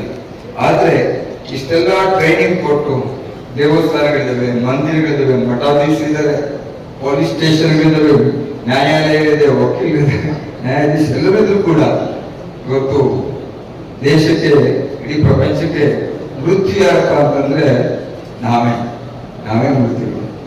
ಸೊ ನಮ್ಗೆಲ್ಲ ಗೊತ್ತಿದೆ ಜೀವನ ಅಂತ ಒಂದು ಕ್ಷಣಿಕ, ಅದರಲ್ಲಿ ಒಂದು ಸಾಧನೆ ಮಾಡಿ ಹೋಗ್ಬೇಕು ಹಾಗೆ ಅಂತಕ್ಕಂಥದ್ದು ಎಲ್ಲರೂ ಗೊತ್ತಿದೆ. ಆದರೂ ಕೂಡ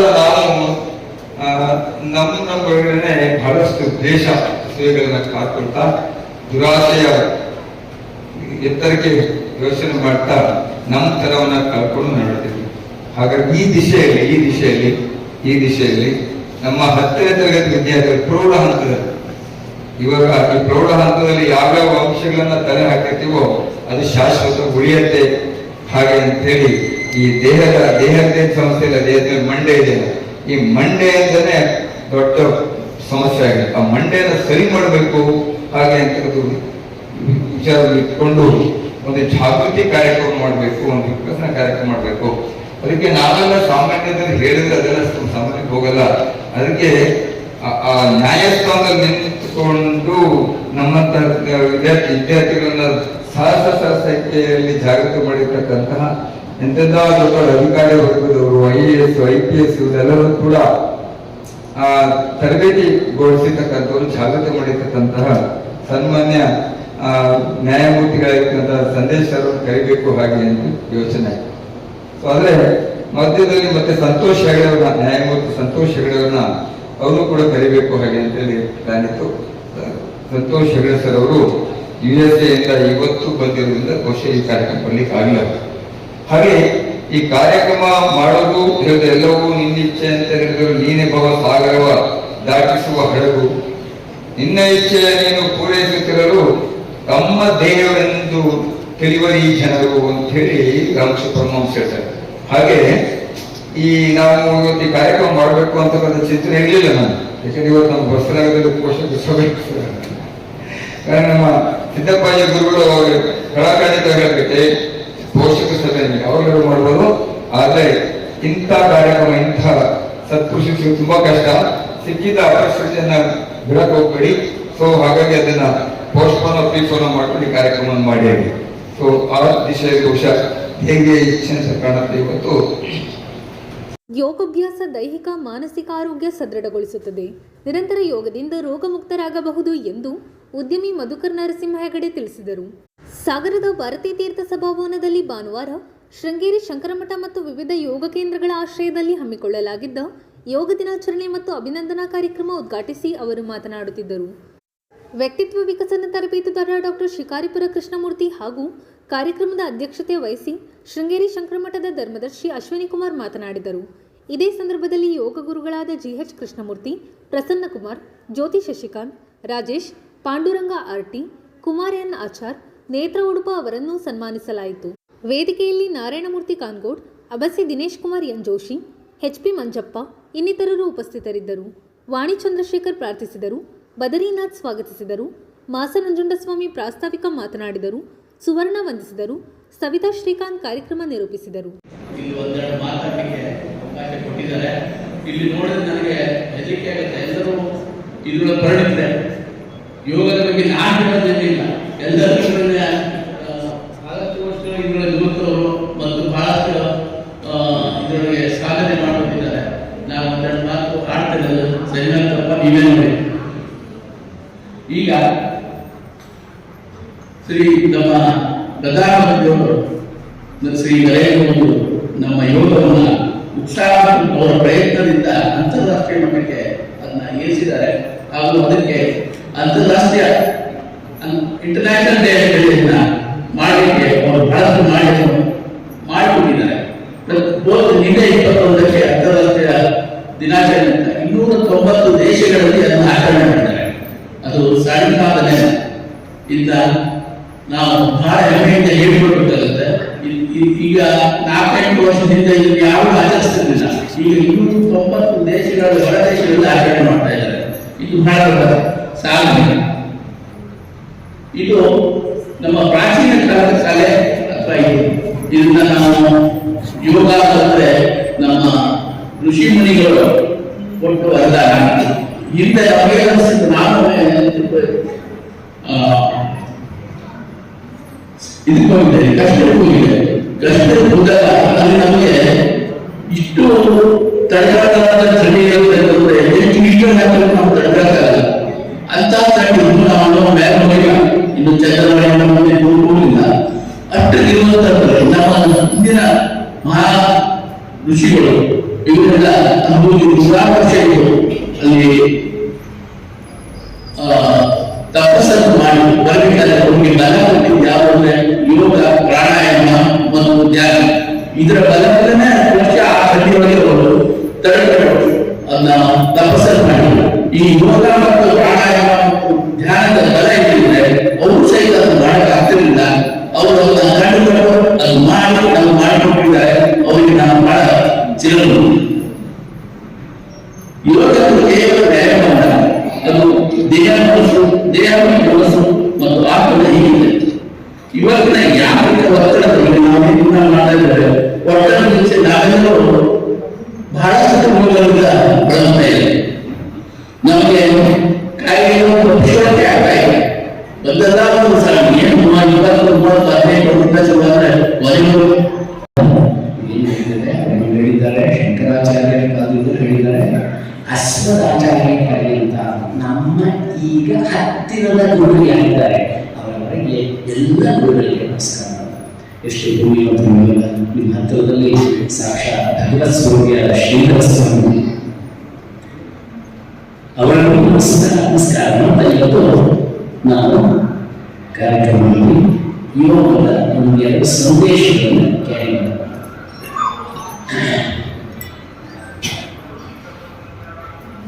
ಈ ಒಂದು 10 ವರ್ಷ ಒಂದು ಸಾರಿ ಕ್ಲಾಸ್ ಮಾಡ್ತಾ ಇದ್ದಾರೆ.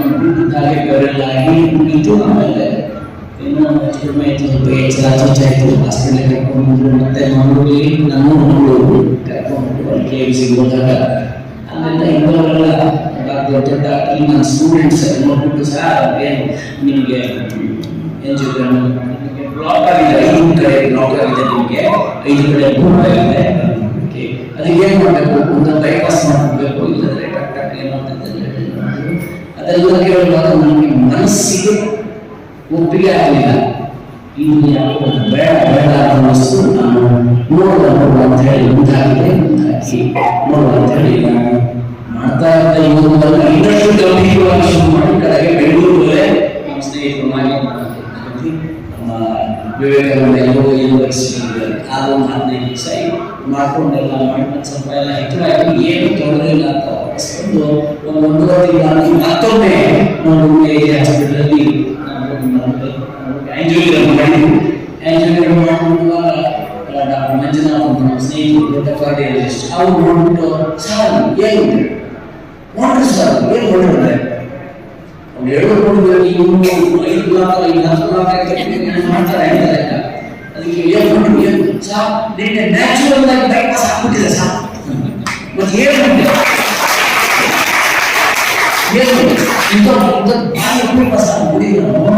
ಇದು ನೀವು ಏನ್ ಮಾಡಿದ್ರಿ ದಿವಸ ಸೀಕ್ರೆಟ್ ಏನ್ ಮಾಡಿದ್ರಿ ಸರ್ ಏನಾಗಿದೆ ಇದೆ ಇದು 6 ಕಡೆ ಬ್ಲಾಕ್ ಇದ್ದು ಎಲ್ಲ ಕಡೆ ಓಪನ್ ಆಗಿದೆ ಸರ್. ಅದೆಲ್ಲ ಕೆಲವು ಕಡೆ ಅಂತೂ ತಾನೇ ಬೈಪಾಸ್ ಮಾಡ್ಕೊಂಡಿದೆ. ಇಲ್ಲಿ ಹೋಗುವಾಗ ಹಂಗೆಲ್ಲ ಸಾಂಪ್ರದಾಯಿಕವಾಗಿ ಅಭಿನಂದನಾ ನುಡಿ ಅಂತಿರುವಂತ ಒಂದು ಶಬ್ದವನ್ನು ಹಾಕಿದರು. ನಂಜುಂಡಸ್ವಾಮಿಯವರು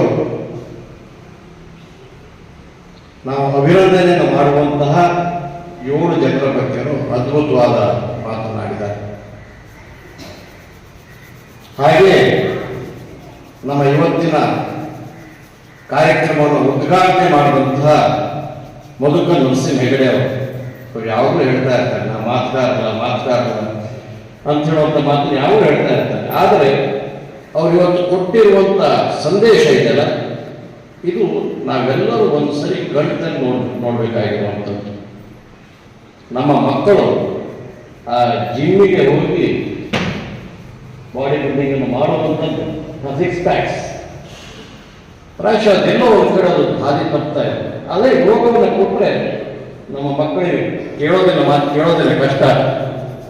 ಆದರೂ ಸಹ ಒಂದಷ್ಟು ಪ್ರಯತ್ನವನ್ನು ಮಾಡಿದರೆ ಅದು ಒಂದು ನಾವು ಯೋಗಕ್ಕೆ ಕೊಡುವಂಥ ಒಂದು ದೊಡ್ಡ ಯೋಗದಾನ ಆಗ್ತದೆ ಅಂತ ಸಂಗತಿಯನ್ನು ಈ ಸಂದರ್ಭದಲ್ಲಿ ಹೇಳಲಿಕ್ಕೆ ಇಷ್ಟಪಡ್ತೇನೆ. ಹಾಗೆಯೇ ನಮ್ಮ ಶಿಕಾರಿಪುರ ಕೃಷ್ಣಮೂರ್ತಿಯವರು, ನಾನು ಅವ್ರ ಮಾತು ಕೇಳಿದೆ ಭಾಳ ದಿವಸ ಆಗಿದೆ. ಯಾಕೆಂದರೆ ನಮಗೆ ಅವರು ಬಹಳಷ್ಟು ವರ್ಷದ ಸಂಬಂಧಗಳು ಜೊತೆಗೆ ಮತ್ತು ಶೃಂಗೇರಿಯ ಶಾಂಕರ ತತ್ವ ಪ್ರಸರಣದ ಒಂದು ಪ್ರಮುಖವಾದ ಜವಾಬ್ದಾರಿಯನ್ನು ತೆಗೆದುಕೊಂಡು ಅನೇಕ ಕಾರ್ಯಕ್ರಮಗಳನ್ನು ಅವರು ನಮ್ಮ ರಾಜ್ಯಾದ್ಯಂತ ಮಾಡಿರುವಂಥವ್ರು. ಈಗಾಗಲೇ ನೋಡಿದ್ರಲ್ಲ ನೀವು 75 ವರ್ಷಕ್ಕೆ ಅವರ ಹುರುಪು, ಅವರ ಉತ್ಸಾಹ ಇವು ನಾವು ಮೆಚ್ಚಬೇಕಾಗಿರುತ್ತೆ. ಮತ್ತೊಂದು ವಿಶೇಷ ಅಂದರೆ ಅವರ ಮನೆಯವರು ಈ ತೀರ್ಕೊಂಡು 1.5 ತಿಂಗಳು. ಶಿಕ್ಷಕರು ದೈನಂದಿನ ಪಾಠ ಪ್ರವಚನ ಜೊತೆ ವಿವಿಧ ಕ್ರಿಯಾಶೀಲ ಚಟುವಟಿಕೆಗಳಲ್ಲಿ ತೊಡಗಿಸಿಕೊಳ್ಳುವುದು ಉತ್ತಮ ಬೆಳವಣಿಗೆಯಾಗಿದೆ ಎಂದು ಕ್ಷೇತ್ರ ಶಿಕ್ಷಣಾಧಿಕಾರಿ ಪರಶುರಾಮಪ್ಪ ತಿಳಿಸಿದರು. ಸಾಗರದ ಗುರುಭವನದಲ್ಲಿ ಶನಿವಾರ ಪ್ರಾಥಮಿಕ ಶಾಲೆ ಶಿಕ್ಷಕರ ಸಂಘದ ವತಿಯಿಂದ ನಿವೃತ್ತ ಶಿಕ್ಷಕರಿಗೆ ಸನ್ಮಾನ ಹಾಗೂ ಕ್ರೀಡಾ ಸಾಂಸ್ಕೃತಿಕ ಸ್ಪರ್ಧೆಯಲ್ಲಿ ರಾಜ್ಯ ಮಟ್ಟದಲ್ಲಿ ಸಾಧನೆ ಮಾಡಿದ ಶಿಕ್ಷಕರನ್ನು ಸನ್ಮಾನಿಸಿ ಅವರು ಮಾತನಾಡುತ್ತಿದ್ದರು. ಕಾರ್ಯಕ್ರಮದ ಅಧ್ಯಕ್ಷತೆ ವಹಿಸಿ ಸಂಘದ ಅಧ್ಯಕ್ಷ ಮಾಲ್ತೇಶ್ ಮಾತನಾಡಿದರು. ಇದೇ ಸಂದರ್ಭದಲ್ಲಿ ವಯೋನಿವೃತ್ತಿ ಹೊಂದಿದ ಮಂಜುನಾಥ್, ಈಶ್ವರಪ್ಪ, ಸುಧಾ ಅವರನ್ನು ಸನ್ಮಾನಿಸಲಾಯಿತು. ವೇದಿಕೆಯಲ್ಲಿ doctor Annapurna, Bhoomesh, K Jagannath, Satyanarayan Shiravanthe, Chandrappa, Basavaraj, Victoria Fernandes, Rajashekhar Shetty ಇನ್ನಿತರರು ಹಾಜರಿದ್ದರು. ರಾಘವೇಂದ್ರ ಪ್ರಾರ್ಥಿಸಿದರು. ದಿನೇಶ್ ಸ್ವಾಗತಿಸಿದರು. ರಾಜಬಕ್ಷಿ ರಟ್ಟೆಹಳ್ಳಿ ವಂದಿಸಿದರು. ಮನೋಹರ್ ಟಿವಿ ಕಾರ್ಯಕ್ರಮ ನಿರೂಪಿಸಿದರು. ನಮಗೆ ಈಗ ಸುದೀರ್ಘವಾಗಿ ಇಲಾಖೆಯಲ್ಲಿ ನಮ್ಮ ಟೀಚರ್ಸ್ ಸೇವೆಯನ್ನು ಸಲ್ಲಿಸಿರ್ತಾರೆ. ನಮ್ಮ ಟೀಚರ್ಸ್ ಅಂದರೆ ಗೊತ್ತಿದೆ ನಿಮಗೆ, ಎಲ್ಲೋ ಅವರಿಗೆ ಎಕ್ಸ್ಪೋಜರ್ಗೆ ಕಡಿಮೆ ಅವಕಾಶಗಳು, ಅಂದರೆ ಅವ್ರದ್ದು ಶಾಲಾ ಕಾರ್ಯಕ್ರಮಗಳು ಇಂಥವುಗಳನ್ನು ಬಿಟ್ಟರೆ ಇನ್ನು ಬೇರೆ ವೇದಿಕೆಗಳನ್ನು ನಾವು ಬೇರೆ ಬೇರೆ ರೀತಿಯಲ್ಲಿ ಕಾಣಲಿಕ್ಕೆ ಸ್ವಲ್ಪ ಕಷ್ಟಕರ. ಅಂಥ ಸಂದರ್ಭಗಳಲ್ಲಿ ನಾವೇನು ಇರುತ್ತೆ, ಅವರು ಎಲ್ಲೋ ಒಂದು ಸಂದರ್ಭದಲ್ಲಿ ಒಂದು ಗುರುತಿಸುವಿಕೆಯನ್ನು ಅವರು ಅಪೇಕ್ಷೆ ಪಡ್ತಾರೆ. ಅಂಥ ಸಂದರ್ಭಗಳಲ್ಲಿ ಲಾಸ್ಟಿಗೆ ನಾವು ಹೊರಹೋಗುವಂಥ ಸಂದರ್ಭಗಳೇನುಂಟು, ಯಾವುದೇ ಒಂದು ವ್ಯವಸ್ಥೆಯ ಒಳಗಡೆ ಅಂತಿಮವಾಗಿ ನಾವು ಹೊರಹೋಗುವಂಥ ಸಂದರ್ಭಗಳಲ್ಲಿ ಒಂದಿಷ್ಟನ್ನು ಅವ್ರು ಏನು ಮಾಡ್ತಾರೆ ಅಂತಂದರೆ ಒಂದು ನಿರೀಕ್ಷೆಯನ್ನು ಮಾಡ್ತಾರೆ. ನಿರೀಕ್ಷೆ ಮಾಡೋದು ಅತ್ಯಂತ ಸಹಜವಾಗಿರುವಂಥದ್ದು. ಅಂತರ ಅವರ ಭಾವನೆಗಳನ್ನ ನಾವು ಅರ್ಥ ಮಾಡ್ಕೊಂಡು ಆ ಎಲ್ಲ ಸಂದರ್ಭಗಳಲ್ಲಿ ಅಂತ ಒಂದು ಕೆಲಸಕ್ಕೆ ನಾವು ಮುಂದಾದರೆ ಒಂದೇನೋ ಒಂದು ಧನ್ಯತಾ ಭಾವ ಅವರ ಮನಸ್ಸಲ್ಲಿ ನೆಲೆ ಇರುತ್ತೆ. ಅದು ಮಾಡಬೇಕಾಗಿರೋ ಕೆಲಸ ಅಂತ ಕೆಲಸಗಳು ನಿಮ್ಮ ಸಂಘದ ವತಿಯಿಂದ ನೀವು ಮಾಡ್ತಾ ಇದ್ದೀರಿ, ತುಂಬ ಸಂತೋಷ. ಇದು ಮುಂದುವರಿಯಲಿ ಪರಂಪರೆ. ನಮ್ಮ ಸುಧಾ ಮೇಡಮ್ ಇರ್ಬೋದು, ನಮ್ಮ ಮಂಜುನಾಥ್ ಅವ್ರದ್ದು ಇದಕ್ಕೆ ನಾನು ಸಂದರ್ಭ ಇದ್ದಾಗ ಅವ್ರು ನೋಡಿದಾಗ ಅಲ್ಲೂ ಹಾಗೇನೆ ನಮ್ಮ ಈಶ್ವರಪ್ಪ, ನೀವೆಲ್ಲರೂ ಏನು ಕೆಲಸ ಮಾಡಿದ್ದೀರಿ, ನಾವು ಇಲಾಖೆ ಪರವಾಗಿ ನಾನು ಆಗಾಗಲೇ ನಿಮಗೆ ಧನ್ಯವಾದಗಳು ನೀಡಿದ್ದೆ. ಈ ವೇದಿಕೆ ಮುಖೇನ ಮತ್ತೊಮ್ಮೆ ನಿಮ್ಮ ಸೇವೆಗೆ ನಾನು ಇಲಾಖೆ ಪರವಾಗಿ ಧನ್ಯವಾದಗಳು. ಈ ಮುಂದಿನ ಬದುಕು ಏನಿದೆ ಇಂಪಾರ್ಟೆಂಟ್. ಅದು ನಾವು ಏನೋ ಸೇವೆಯಲ್ಲಿ ಇರ್ತೀವಿ, ನಮ್ಮ ಕೆಲಸ ಕಾರ್ಯಗಳಲ್ಲಿ ನಿರತರಾಗಿರ್ತೀವಿ, ಅನೇಕ ಜವಾಬ್ದಾರಿಗಳನ್ನು ನಾವು ನಿಭಾಯಿಸಿರ್ತೀವಿ. ರಿಟೈರ್ಮೆಂಟ್ ಆದ ತಕ್ಷಣ ಎಲ್ಲ ಜವಾಬ್ದಾರಿಗಳು ಮುಗಿದೋಗಲ್ಲ. ಎಲ್ಲ ಮುಗಿದೋಗೋದಾಗ್ಬಿಟ್ಟಿದ್ರೆ ಪರವಾಗಿರ್ಲಿಲ್ಲ. ಆದರೆ ಇನ್ನೂ ಅನೇಕ ಜವಾಬ್ದಾರಿಗಳು ನಾವು ಇನ್ನೂ ದೈಹಿಕವಾಗಿ ಸದೃಢರಾಗಿರಬೇಕಾಗಿರುವಂಥ ಎಲ್ಲ ಸಂದರ್ಭಗಳನ್ನ ನಾವು ಅವರನ್ನ ಕಾಪಿಟ್ಟುಕೊಳ್ಳೋದಿದೆಯಲ್ಲ, ಅದು ತುಂಬ ಇಂಪಾರ್ಟೆಂಟ್. ಹಾಗಾಗಿ ನಮ್ಮನ್ನು ಭಾವನಾತ್ಮಕವಾಗಿ, ದೈಹಿಕವಾಗಿ ಮತ್ತು ಮಾನಸಿಕವಾಗಿ ನಮ್ಮನ್ನು ಹೆಚ್ಚು ಸುಸ್ಥಿತಿಯಲ್ಲಿ ಇಟ್ಟುಕೊಳ್ಳುವ ಏನು ಪ್ರಾಕ್ಟೀಸಸ್ ಇದೆ ದೈನಂದಿನ ಬದುಕಲ್ಲಿ, ಅದು ಸಾಮಾಜಿಕ ಸಂಬಂಧಗಳಿರ್ಬೋದು, ಅದು ಕೌಟುಂಬಿಕವಾಗಿರ್ಬೋದು, ಸ್ನೇಹಿತರ ಬಳಗ ಇರ್ಬೋದು, ನಮ್ಮದೇ ಆಗಿರುವಂಥ ದೈನಂದಿನ ಆಚರಣೆಗಳಿರ್ಬೋದು, ನಮ್ಮ ಹ್ಯಾಬಿಟ್ಸ್ ಇರ್ಬೋದು, ಇವೆಲ್ಲವುಗಳನ್ನು ನಾವು ಸ್ಥಿತಿಯಲ್ಲಿ ಇಟ್ಟುಕೊಂಡಾಗ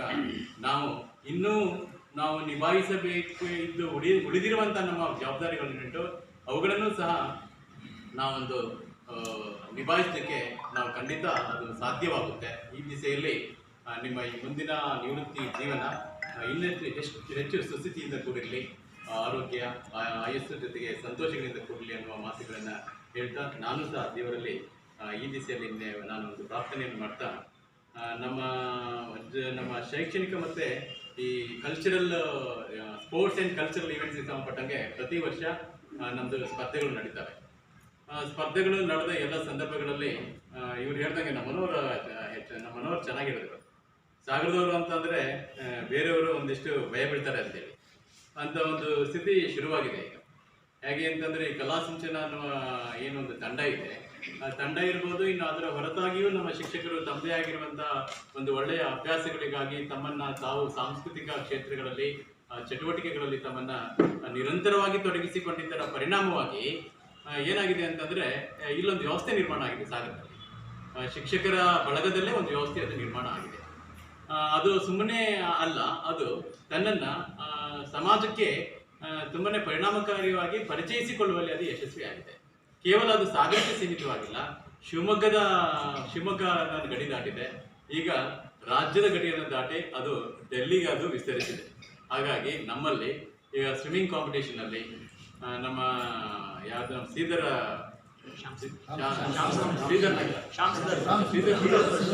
ಶ್ರೀಧರ್ಪುರದ ಶಿಕ್ಷಕರು ನಮ್ಮ ಶ್ಯಾಮ್ ಸುಂದರ್ ಇದಾರಲ್ಲಿ, ಶ್ಯಾಮ್ ಸುಂದರ್ ಅವರು ನ್ಯಾಷನಲ್ ಲೆವೆಲಲ್ಲಿ ಸ್ವಿಮ್ಮಿಂಗ್ ಕಾಂಪಿಟೇಷನಲ್ಲಿ, ನಮ್ಮ ವಿನೋದ್ ಕುಮಾರ್ ಜೊತೆಗೆ ಮತ್ತೆ ಡೊಳ್ಳು ಕುಣಿತವ್ರ ಬಳಗನ ದೊಡ್ಡದಿದೆ, ತುಂಬ ಜನ ಇದ್ದಾರೆ.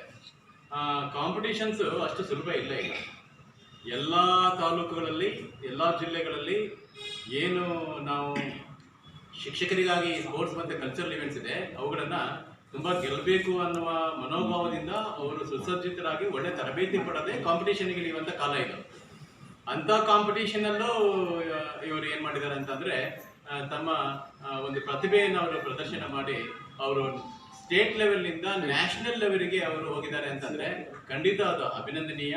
ನಿಮ್ಮೆಲ್ಲರಿಗೂ ನಮ್ಮ ಸಾಗರ ಎಲ್ಲ ಶಿಕ್ಷಕರ ಪರವಾಗಿ, ಇಲಾಖೆಯ ಪರವಾಗಿ ನೀವೇನು ತಾಲೂಕು ಮಟ್ಟದಿಂದ ಜಿಲ್ಲಾ ಮಟ್ಟಕ್ಕೆ ಏನು ಹೋಗಿದ್ದೀರಿ ಅವರಿಗೆ ಅಭಿನಂದನೆಗಳು. ಜಿಲ್ಲಾ ಮಟ್ಟದಿಂದ ರಾಜ್ಯ ಮಟ್ಟಕ್ಕೆ ನೀವೆಲ್ಲರೂ ಯಾವ್ಯಾವ ಏನು ಕಾಂಪಿಟೇಷನ್ಸಲ್ಲಿ ಈವೆಂಟ್ಸಲ್ಲಿ ನೀವು ಗೆದ್ದು ಸ್ಟೇಟ್ ಲೆವೆಲ್ಗೆ ಹೋಗಿದ್ದೀರಿ ಅವರೆಲ್ಲ ನಮ್ಮ ಶಿಕ್ಷಕರಿಗೆ ಅತ್ಯಂತ ಪ್ರೀತಿಯ ಅಭಿನಂದನೆಗಳನ್ನ ಸಲ್ಲಿಸೋಕ್ಕೆ ನಾನು ಬಯಸ್ತೇನೆ. ಮತ್ತು ರಾಜ್ಯ ಮಟ್ಟದಲ್ಲಿ ನೀವು ಸ್ಥಾನವನ್ನು ಅಲ್ಲಿ ಕಾಂಪಿಟೇಷನ್ ಮಾಡಿ ಮತ್ತೇನು ನ್ಯಾಷನಲ್ ಲೆವೆಲ್ಗೆ ಹೋಗಿದ್ದೀರಿ, ಅದೊಂದು ದೊಡ್ಡ feat. It is a big feat and part of us to tell about all this. ಯಾಕೆಂತಂದರೆ ಅದು ಒಂದು ಒಳ್ಳೆಯ ಸಾಧನೆ. ಈ ಸಾಧನೆಯ ಈ ಹರಿವು, ಈ ಆಳ ಅಗಲಗಳು ಇನ್ನಷ್ಟು ವಿಸ್ತರಿಸಲಿ ಅನ್ನುವ ಮಾತುಗಳನ್ನು ಹೇಳ್ತಾ, ಒಟ್ಟಾರೆ ನಮ್ಮ ಶಿಕ್ಷಕರ ಸಂಘದ ವತಿಯಿಂದ ಇಂಥ ಒಳ್ಳೆಯ ಕೆಲಸಗಳು ನಡೀಲಿ, ನಮ್ಮ ತಾಲೂಕಿನ ಒಟ್ಟಾರೆ ಒಂದು ಶಿಕ್ಷಣ ವ್ಯವಸ್ಥೆಗೆ ಅನುಕೂಲವಾಗುವಂಥ ನಿಟ್ಟಿನಲ್ಲಿ ನಾವು ಒಂದಿಷ್ಟು ಕಾರ್ಯಕ್ರಮಗಳನ್ನು ನೀತಿ ಸುಂದರ ಕಾರ್ಯಕ್ರಮ. ಇವತ್ತಿನ ದಿನ ನಮಗೆ ಗೊತ್ತಿದೆ 2 ಕಾರ್ಯಕ್ರಮಗಳನ್ನು ನಾವು ಇಲ್ಲಿ ಹಮ್ಮಿಕೊಂಡಿದ್ದೇವೆ. ಮುಖ್ಯವಾಗಿ ವಯೋನಿವೃತ್ತಿಯನ್ನು ಹೊಂದಿರತಕ್ಕಂಥ 3 ಜನ ನಮ್ಮ ಶಿಕ್ಷಕರಿಗೆ ಇವತ್ತು ನಾವು ಇಷ್ಟು ವರ್ಷ ಸೇವೆ ಸಲ್ಲಿಸಿದ್ದಕ್ಕೆ ಕೃತಜ್ಞತೆಯನ್ನು ಹೇಳ್ತಕ್ಕಂಥ ಒಂದು ಕಾರ್ಯಕ್ರಮ. ಮತ್ತೊಂದು ರಾಜ್ಯ ಮಟ್ಟದಲ್ಲಿ ಸಾಂಸ್ಕೃತಿಕ ಸ್ಪರ್ಧೆ ಆಗಿರ್ಬೋದು, ಹಾಗೆಯೇ ಒಂದು ಕ್ರೀಡಾ ಕೂಟಗಳಲ್ಲಾಗಿರ್ಬೋದು, ಓಟೋಟಗಳಲ್ಲಿ ಆಟೋಟಗಳಲ್ಲಾಗಿರ್ಬೋದು, ಹಾಗೆ ಇದು ಏನು ಸರ್ ಮತ್ತೆ ಇದರಲ್ಲಿ ಗೆದ್ದಿದ್ದಾರಲ್ಲ ಯೋಗ ಯೋಗಾಸನ ಇದೆ. ಅದಕ್ಕೆ ಅದನ್ನ ನೆನಪು ಮಾಡ್ಕೊಂಡ್ರೆ ನೆನಪು ಯೋಗಾಸನ. ಈ ಒಂದು 2 ಕಾರ್ಯಕ್ರಮಗಳನ್ನ ಕುರಿತು ಇವತ್ತು ಅಭಿನಂದನೆಯನ್ನ ಇವರಿಗೆ ಕೃತಜ್ಞತೆ ಹೇಳಿದ್ರೆ ಅವರಿಗೆ ಒಂದು ಪ್ರೇರಣೆಯನ್ನು ಕೊಟ್ಟು ಮುಂದೆ ಹೋಗಲಿಕ್ಕೆ ನಾವು ಅಭಿನಂದನೆಯನ್ನು ಮಾಡ್ತಕ್ಕಂಥ ಒಂದು ಸುಂದರವಾಗಿರ್ತಕ್ಕಂಥ ಕಾರ್ಯಕ್ರಮವನ್ನು ಹಮ್ಮಿಕೊಂಡಿದ್ದೇವೆ. ಈ ಸುಂದರ ಕಾರ್ಯಕ್ರಮದ ಉದ್ಘಾಟಕರಾಗಿರ್ತಕ್ಕಂಥ ನಮ್ಮ ತಾಲೂಕನ್ನು ಹಮ್ಮಿಕೊಂಡಿದ್ದೇವೆ ಅಂತೇಳಿ ಇವತ್ತು ಮೊದಲಿಗೆ ನಾವು ವಯೋನಿವೃತ್ತಿಯನ್ನು ಹೊಂದಿರತಕ್ಕಂಥವರಿಗೆ ಇವತ್ತು ನಾವು ಕೃತಜ್ಞತೆಯನ್ನು ಹೇಳ್ತಕ್ಕಂಥ ಒಂದು ಸುಸಂದರ್ಭ. ನಮ್ಮ ಇಲಾಖೆಯಲ್ಲಿ ಸುಮಾರು 20-30 ವರ್ಷಗಳ ಕಾಲ ಸೇವೆಯನ್ನು ಮಾಡಿ, ಸಮಾಜ ಸೇವೆಯನ್ನು ಮಾಡಿ, ಸಮಾಜಕ್ಕೆ ಒಳ್ಳೆಯ ಮಕ್ಕಳನ್ನು ಕೊಟ್ಟು ಇವತ್ತು ಒಳ್ಳೆಯ ನಾಗರಿಕರನ್ನ ಮಾಡ್ತಕ್ಕಂಥ ಒಂದು ಕೆಲಸ ಶಿಕ್ಷಕರ ಮಹತ್ವದ ಒಂದು ಕೆಲಸ. ಅಂಥ ಕೆಲಸವನ್ನು ಮಾಡಿ ಇವತ್ತು ನಮಗೆ ಭಾಳ ಹೆಮ್ಮೆ ಅನಿಸ್ತದೆ. ಮಂಜುನಾಥ್ ಸರ್ ಇದ್ದಾರೆ, ಈಶ್ವರಪ್ಪ ಸರ್ ಇದ್ದಾರೆ, ಸುಧಾ ಮೇಡಮ್ ಇದ್ದಾರೆ. ಒಬ್ಬೊಬ್ಬರದ್ದು ಒಂದೊಂದು ರೀತಿಯ ಒಂದು ಕಾರ್ಯವೈಖರಿ ಇದೆ ಸಮಾಜದಲ್ಲಿ, ಶಿಕ್ಷಣದಲ್ಲಿ. ಮಂಜುನಾಥ್ ಸರ್ ಇಂಗ್ಲೀಷಿನಲ್ಲಿ ಒಬ್ಬ ಸಂಪನ್ಮೂಲ ವ್ಯಕ್ತಿಗಳು, ಅಷ್ಟೇ ಅಲ್ಲದೆ ಅತ್ಯಂತ ಪ್ರಾಮಾಣಿಕರು, ಸೌಮ್ಯ ಸರಳ ವ್ಯಕ್ತಿಗಳು. ಎಲೆ ಮರೆಯ ಕಾಯಿ ಅಂತ ಹೇಳ್ತಾರಲ್ಲ, ಮಾಡಿದ್ದೆಲ್ಲೂ ತೋರಿಸ್ಕೊಳ್ಳುವಂಥ ವ್ಯಕ್ತಿ ಅಲ್ಲ. ಅಂಥವರು ಇವತ್ತು ನಿವೃತ್ತಿ ಆಗ್ತಾ ಇದ್ದಾರೆ. ಹಾಗೆ ಈಶ್ವರಪ್ಪ ಸರ್ ನೋಡಿಬಿಟ್ರೆ, ಏನಾದ್ರು ನಮ್ಮ ಈಶ್ವರಪ್ಪ ಸರ್ ನೋಡಿಬಿಟ್ರೆ ನಮಗೆ ಗೊತ್ತೇ ಆಗಲ್ಲ ಅವ್ರು ನಿವೃತ್ತಿಯನ್ನು ಹೊಂದಿದ್ದಾರೆ ಅಂತಾನೆ ಅನಿಸೋದಿಲ್ಲ. ಇನ್ನೂ ಸಹ ಯಂಗ್ ಆ್ಯಂಡ್ ಎನರ್ಜಿ 45-50 ವರ್ಷ ಕಂಡಾಗ್ತಾರೆ. ಒಳ್ಳೆ ಸೇವೆಯನ್ನು ಮಾಡಿದ್ದಾರೆ ಆ ಭಾಗದಲ್ಲಿ, ಒಳ್ಳೆಯ ಒಂದು ಹೆಸರನ್ನ ತಗೊಂಡಿದ್ದಾರೆ ಆ ಭಾಗದಲ್ಲಿ. ಅಂಥವರಾಗಿರ್ತಕ್ಕಂಥ ಈಶ್ವರಪ್ಪ ಸರ್ ಅವರು, ಅಷ್ಟೇ ಸೌಮ್ಯ ಸರಳ ವ್ಯಕ್ತಿನೇ ಆಗಿರ್ತಕ್ಕಂಥ ಶ್ರೀಮತಿ ಸುಧಾ ಮೇಡಮ್ನವರು, ಇವರು ಮೂವರಿಗೂ ಸಹ ಇವತ್ತು ವಯೋನಿವೃತ್ತಿಯನ್ನು ಹೊಂದಿದ್ದಾರೆ. ಆದ್ಮೇಲೆ ವಯೋನಿವೃತ್ತಿ ಎಂಬುದು ಇದು ಸಹಜ ಪ್ರಕ್ರಿಯೆ. ಸರ್ಕಾರಿ ಕೆಲಸಕ್ಕೆ ಬಂದ ಮೇಲೆ ಪ್ರತಿಯೊಬ್ಬರೂ ಸಹ ವಯೋನಿವೃತ್ತಿಯನ್ನು ಹೊಂದಲೇಬೇಕು. ಈಗ ನಾವು ಸಹ ಮುಂದೆ ವಯೋನಿವೃತ್ತಿಯನ್ನು ಹೊಂದಿ ಇಲ್ಲಿ ಬೇಸರ ಪಡುವಂಥದ್ದು ಏನಿಲ್ಲ. ನೀವು ಇಷ್ಟು ವರ್ಷ ಸುಖವಾಗಿ ಯಾವುದೇ ಇಲ್ಲದೆ ಇವತ್ತು ಹೇಳಿದೆ ಯಂಗ್ ಆ್ಯಂಡ್ ಎನರ್ಜಿ ಆಗಿದ್ದಾರೆ ಅಂತ ಹೇಳಿದೆ, ಆ ರೀತಿ ಆರೋಗ್ಯಭರಿತರಾಗಿ ನೀವು ಇವತ್ತು ರಿಟೈರ್ಡ್ ಆಗ್ತಾ ಇದ್ದೀರಿ ಅಂದರೆ ತುಂಬ ಹೆಮ್ಮೆಯ ವಿಷಯ. ಇವತ್ತು ಸರ್ಕಾರಿ ನೌಕರರಿಗೆ ನಾವು ನೋಡ್ತೀವಿ ಶುಗರು, BP, ಅದು ಇದು ಬೇರೆ ಬೇರೆ ಟೆನ್ಷನ್ಗಳು. ಸೊ ಇವತ್ತು ಕೆಲಸಗಳನ್ನು ಹಾಗೆ ಮಾಡಬೇಕಾಗಿದೆ. ಯಾಕಂದರೆ ಇವತ್ತು ಜಗತ್ತು ಆಧುನಿಕವಾಗಿ ತುಂಬಾ ಮುಂದೆ ಹೋಗ್ತಾ ಇದೆ. ನಾವು ಅದಕ್ಕೆ ಅದ್ರ ಜೊತೆಗೆ ಓಡಬೇಕಾಗಿದೆ. ಹಾಗಾಗಿ ನಾವು ಕೆಲಸ ಕಾರ್ಯಗಳನ್ನು ಮಾಡಬೇಕಾಗಿದೆ. ಅದಕ್ಕೆ ಸರ್ಕಾರದಿಂದ ನಾವು ಏನು ಪಡಿತಾ ಇದ್ದೇವೆ, ಆವಾಗಿದ್ದ ಇರ್ತಕ್ಕಂಥ ಸಂಬಳಕ್ಕೂ ಈಗ ಭಾಳ ವ್ಯತ್ಯಾಸ ಇದೆ. ಸೊ ಹಾಗೆ ಹೋದಾಗ ನಮ್ಮ ಕೆಲಸ ವೈಖರಿಯಲ್ಲಿ ಸಹ ಬದಲಾವಣೆ ಆಗ್ತದೆ. ಅದಕ್ಕೆ ನಾವು ಹೊಂದ್ಕೊಂಡು ಹೋಗಲೇಬೇಕು. ಸೊ ಯಾರು ಟೆನ್ಷನ್ ಮಾಡ್ಕೊಳ್ಳದೆ ಒಳ್ಳೆಯ ಒಂದು ಕೆಲಸವನ್ನು ಮಾಡಿ ಹೆಸರು ತಗೊಳ್ಬೇಕಾಗ್ತದೆ. ಒಂದು ಶಾಂತ ರೀತಿಯಿಂದ ಕೆಲಸವನ್ನು ಮಾಡಬೇಕಾಗುತ್ತೆ ಅಂತ ಹೇಳ್ತಾ, ಹಾಗೆ ಸುಧಾ ಮೇಡಮ್ನವರು ಅತ್ಯಂತ ಸರಳ ಸೌಮ್ಯ ವ್ಯಕ್ತಿ.